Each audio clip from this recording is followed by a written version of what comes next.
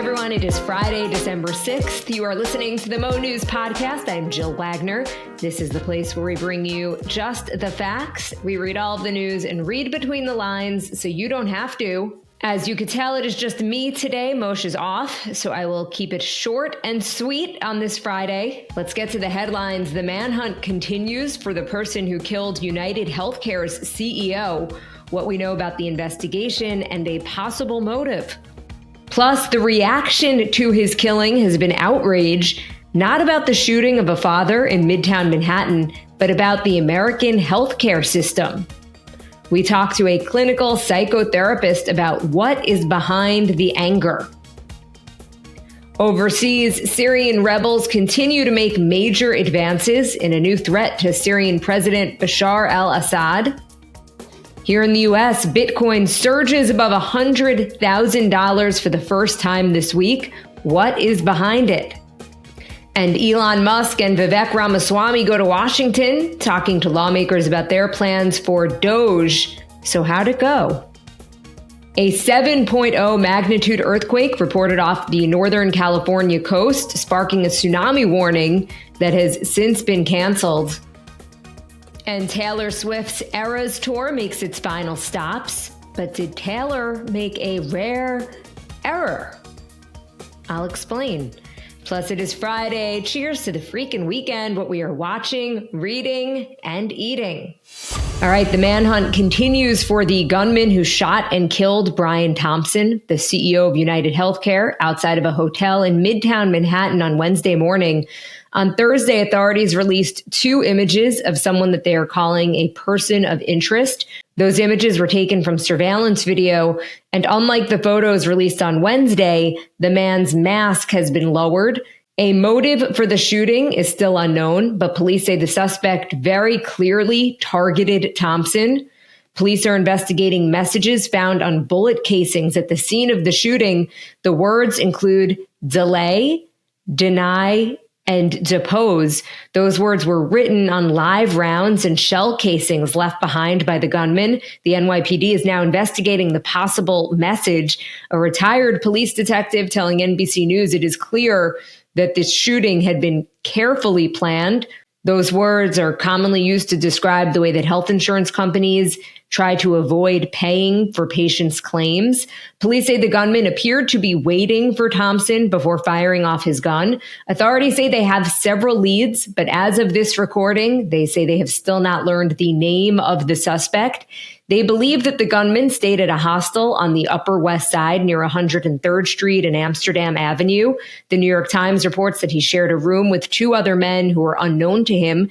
There are also reports that the gunman used a fake New Jersey ID to check into the hostel and that he paid in cash. Police are also looking into whether the suspect bought the gun that was used in the shooting in Connecticut. NBC News reports that he had traveled to New York City from Atlanta by bus last month. Officials are working to see whether they could find a name from the tickets purchased for a November 24th Greyhound trip to help identify him.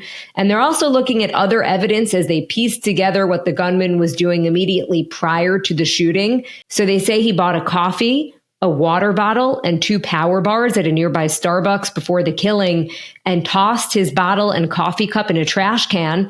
Cops have since dug it out of the garbage and they are using it as evidence.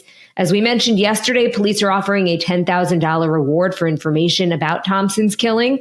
His family has released a statement saying, quote, "We are shattered to hear about the senseless killing of our beloved Brian. Brian was an incredibly loving, generous, talented man who truly lived life to the fullest and touched so many lives." His family includes his wife, Paulette, as well as their 2 sons. Law enforcement officials say that Thompson had recently received several threats. This killing has unleashed a wave of criticism for insurance companies, specifically United Healthcare, which covers more than 50 million people.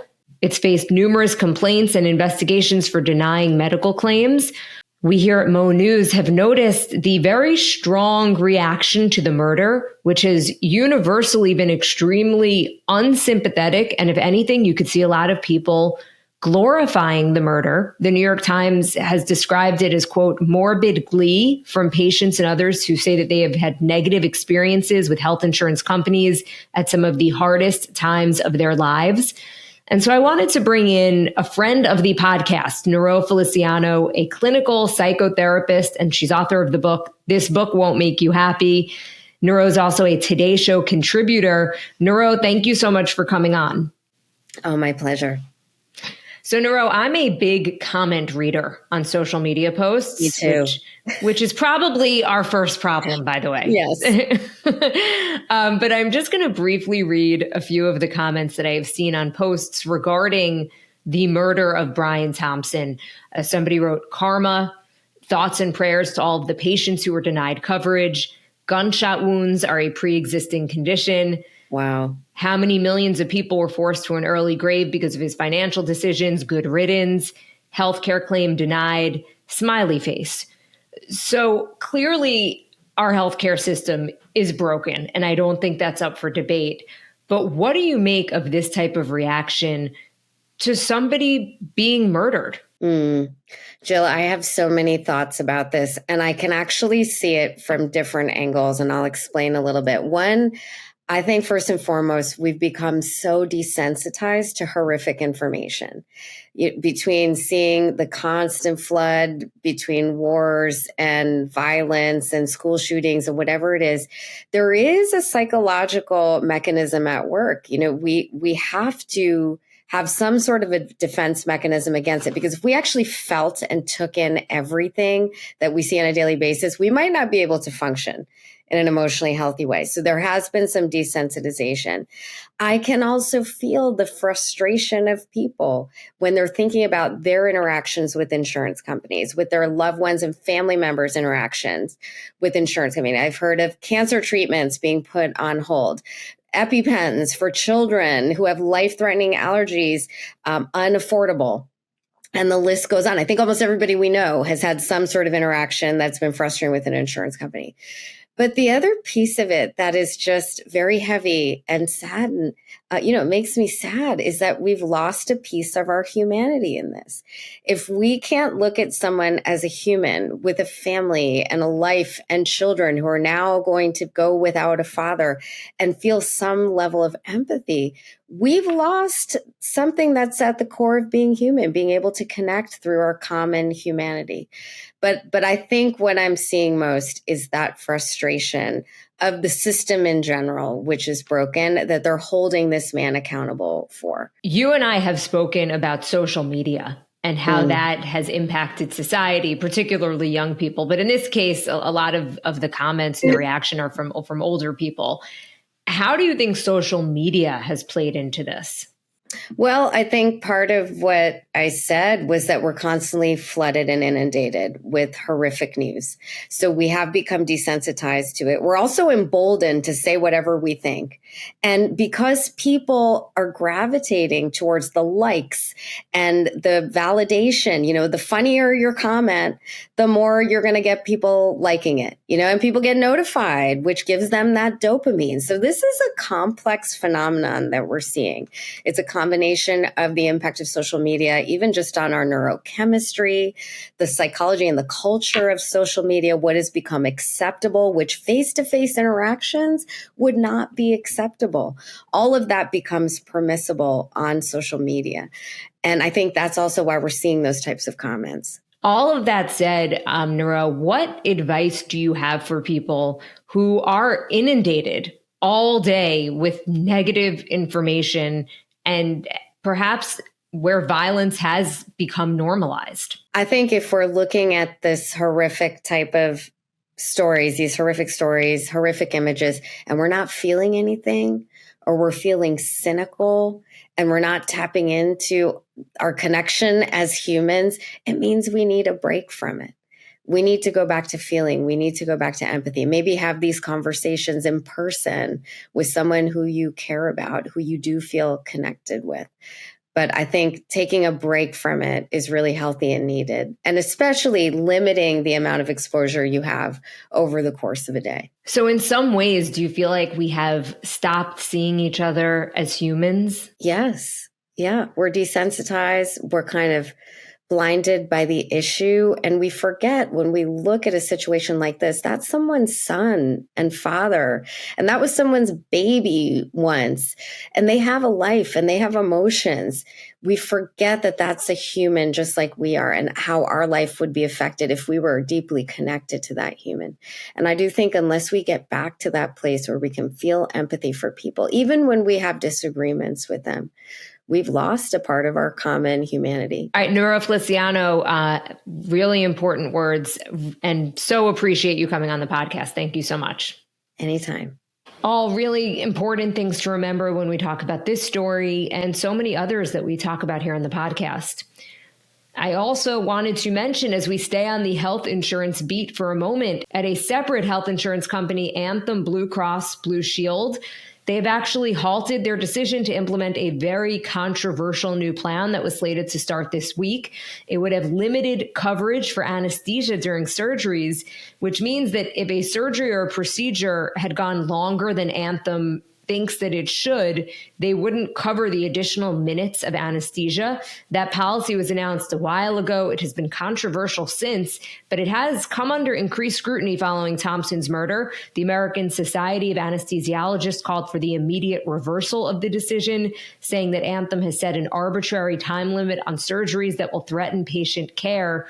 And then late Thursday, we learned that Anthem, in fact, would not move forward with the policy change. Time for the speed read from CNN. Syrian rebels have captured a second major city in the country and are on the march, reigniting violence and shifting power in a civil war that has been mostly dormant for the past few years. The rebels, led by Islamic jihadist factions, have taken over the city of Hama, which is crucial territory that had been under Syrian government control since that civil war started in 2011. It comes after insurgents stormed into the major city of Aleppo over the weekend, a surprise offensive that completely shocked Assad's forces. The Syrian civil war started about 13 years ago in 2011 when Assad cracked down on peaceful anti-government protests. The dictator has used gas against his own people, and the war has killed more than 300,000 civilians. But it has essentially been in a stalemate for years until this past weekend, which has become the deadliest week in years. At least 240 people were killed amidst the recent offensive. This is according to the Syrian Observatory for Human Rights. They reported that most were militants, but some civilians also died. The rebel forces are making the fastest moves in a decade. Assad's regime was unprepared and lacking resources to respond because their allies, Iran, Hezbollah, and Russia, have been distracted and weakened with wars of their own. The U.S. in the past has supported rebel forces in Syria's civil war, but American officials have noted that the rebel armies are currently led by an extremist jihadist group called HTS that the U.S. has designated as a terrorist group. The insurgents have announced that their sights are now set on Homs, another city in the region, and seemingly on their way to capturing the Syrian capital of Damascus. So one of the questions that people have been asking us at Mo News: who are the good guys here? Is there a good guy here? And the answer is not really. It is kind of like a choice between two bad guys, so to speak. So on the one hand, you have got a murderous secular dictator, Bashar al-Assad, and on the other, rebels that are currently led by extremist Islamist terrorists.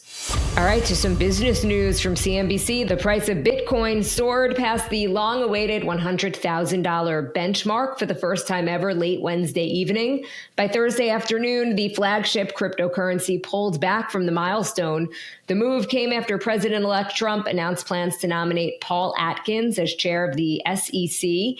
The appointment could fulfill Trump's most important campaign promise to the crypto industry to replace Gary Gensler, who has become something of a villain in crypto, for the agency's regulation by enforcement approach to the industry under his leadership. Trump congratulated Bitcoiners, as we're calling them, in a Truth Social post Thursday morning saying, quote, "You're welcome," for his part in helping to send Bitcoin to $100,000. And he says that, quote, "Together we will make America great again." The CEO of Galaxy Digital tells CNBC, "We are witnessing a paradigm shift after 4 years of political purgatory. Bitcoin and the entire digital asset ecosystem are on the brink of entering the financial mainstream. There is a lot of hope that Trump will deliver on several pro-crypto initiatives in the year ahead, including the establishment of a national strategic Bitcoin reserve or stockpile, no taxes on crypto transactions, and opening up the crypto public equity markets with more IPOs. Bitcoin now up more than 133% in 2024. And 42% since the election. From the Hill, Elon Musk and Vivek Ramaswamy had few good answers Thursday for how the new Department of Government Efficiency, or DOGE, will meet its lofty goals of slashing $2 trillion in spending during a buzzy meeting with the GOP lawmakers. The session included both House and Senate Republicans, and the two businessmen appointed by President-elect Trump to lead DOGE heard plenty of suggestions on how to cut spending and government waste, including some ideas that have been circulating amongst conservatives for quite a while. Representative Max Miller, a Republican from Ohio, described the meeting as a, quote, listening session. Some members left the meeting, though, highly skeptical that Musk and Ramaswamy are going to be able to get anything like $2 trillion in spending cuts through Congress. One Republican lawmaker who spoke to the Hill anonymously said, these guys are going to get their eyes open, pointing to the razor-thin majority in the House and the filibuster in the Senate. He says they're going to offer a lot of solutions that are going to roll off the tongue real easy, but look at the margins. They just are not going to have the horsepower. That is, again, the member speaking anonymously of Musk and Ramaswamy. A second GOP member said that toward the end of the meeting, Musk and Ramaswamy got a question about how feasible it actually is to cut $2 trillion in annual spending, given how hard it was to reach a deal to cut $1.5 trillion over 10 years in the 2023 Fiscal Responsibility Act, and do it without touching entitlement spending. And there wasn't really a clear answer, they say, from Musk and Ramaswamy. But the takeaway was that there was some low-hanging fruit, things like instituting a federal hiring freeze at some agencies. Overall, members said the meeting was a combination of Musk and Ramaswamy giving ideas and listening to members provide their own suggestions. From NBC News, a 7.0 magnitude earthquake was reported off the coast of North California on Thursday at 10:44 a.m. local time. This is according to the United States Geological Survey.